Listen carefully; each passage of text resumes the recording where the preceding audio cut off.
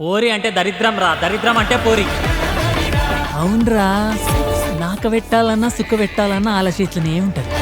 సుఖ పెడతారని మీరు పోయి ఏలు పెడతారు, వాళ్ళేమో మీ నోట్లో ముద్ద పెడతారు. నెక్స్ట్ రాబోతుంది ప్రశు బేబీ అండ్ ధరణి. వీళ్ళు వంట వండితే ఏ వంట ఏమిటో తెలుసుకోవడానికి ఏడాది పట్టేస్తుంది. Let's welcome Prashu baby and Dharani. ప్రేమ వల్ల పడ్డానే పిల్లదానా, హలో వర్ణాల పూలవాన, నిన్ను జల్లో చుట్టేసి దాచుకోనా. అవును ప్రశు, అవును ధరణి, కానీ మీ డాన్స్ అంతా చూస్తుంటే నాకు చాలా రోజుల నుంచి ఒకటి అడగాలనుంది. ఏంటి? అదేంటి అంటే చాలా సింక్ లో చేస్తూ ఉన్నారు మీరు డాన్స్. మీ జర్నీ ఎలాంటిది ఒకసారి మాకు చెప్తారా? మాది యాక్చువల్ గా మదనపల్లి మేడం. సో నేను ఎంటెక్ చేసేదానికి అనంతపూర్కి వచ్చినాను. సో ఆ టైంలో ఈ అమ్మాయి పరిచయం అయింది. ఆ రోజు ఎందుకు పరిచయం అయిందని ఈ రోజు చాలా బాధపడుతున్నా. తను పరిచయం అయ్యారనమాట.